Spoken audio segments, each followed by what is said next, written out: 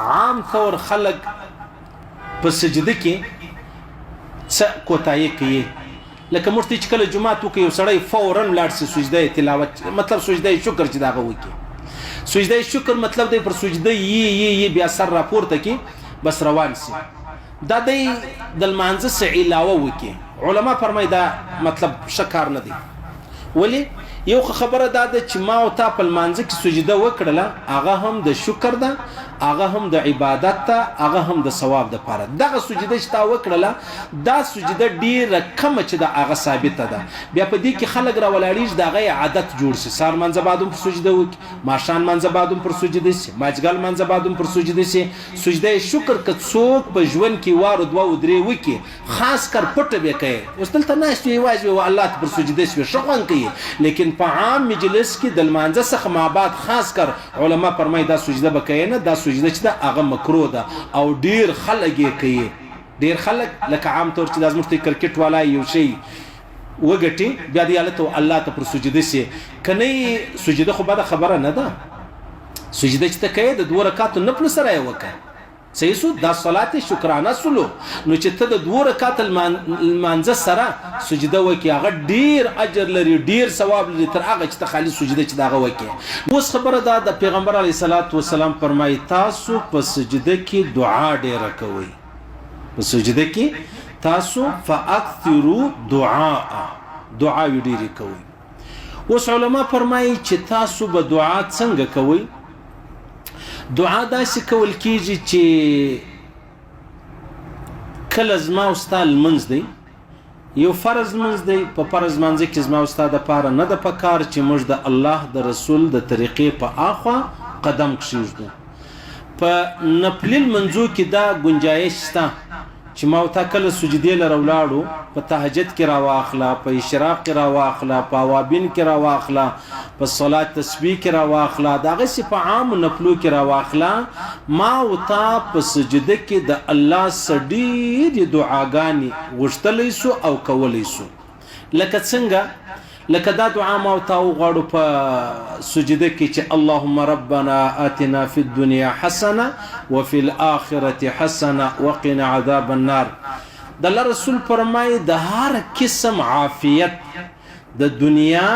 او د آخرت خوشحالي د دنیا او د آخرت بقا د دنیا او د آخرت د کامیابی د پاره دغه دعا ده که څه هم د قرآن آیات دی خو لیکن دی دعا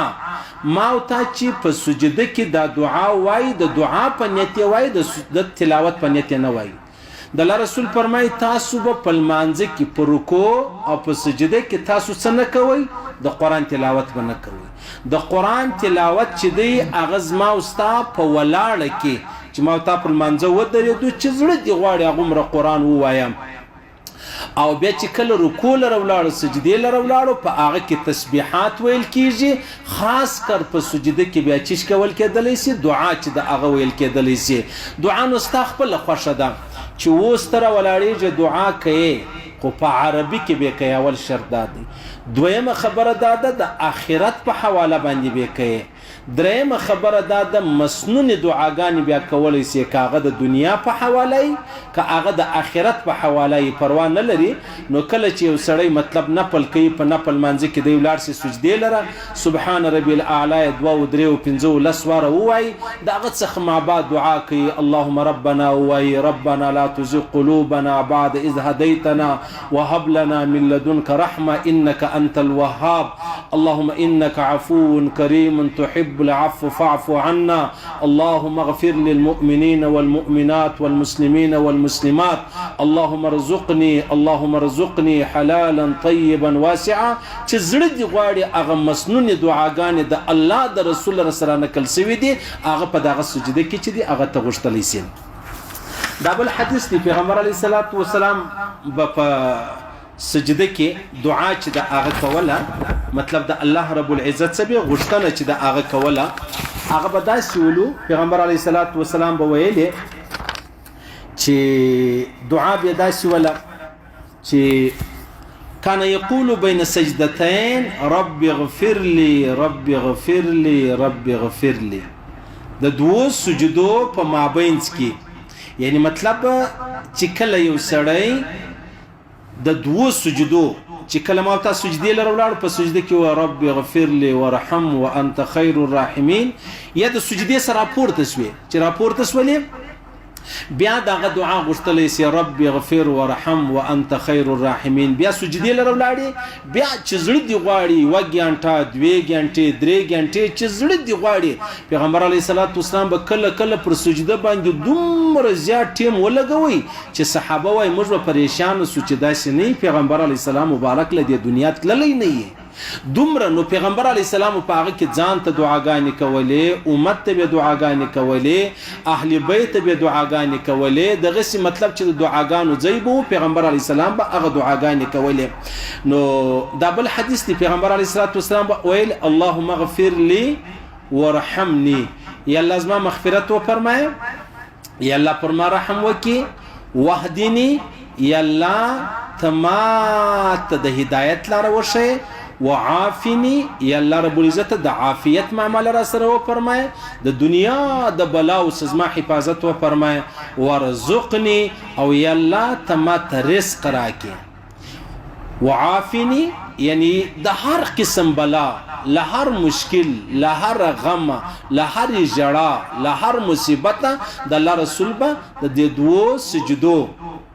مطلب په مابین کې دا دعا کوله بیا دغه په سجده کې دغه دعا چې دغه تکولې سي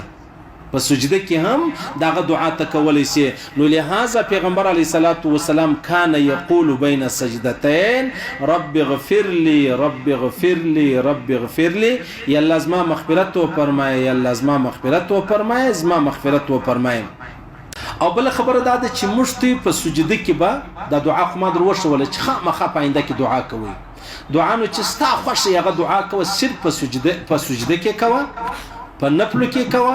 په عربي کې کوه او بیا هغه دعا چې پیغمبر علی السلام مبارک غوښتي دي بیا هیڅ مشکل نشته پکې بیا هیڅ پریشانی نشته پکې بیا هیڅ تکلیف چې دی هغه نشته پکې زما استاد سجده وای ودی ته چې هغه د الله د رسول د طریقې مطابق یې کله الله د رسول د طریقې مطابق نه ولا هغه ته بیا سجده هم نه ویل کیږي هغه بیا مطلب د سجدي ځای هم نه نسی او الله رب العزت ته منظور هم نه خیر الله رب العزت ویل اوریدل قبول منظور وګرځي الله دې مشته توفیق راکړي چې موږ داسې سجدي د الله په دربار کې وکړو چې الله را څخه راضي سي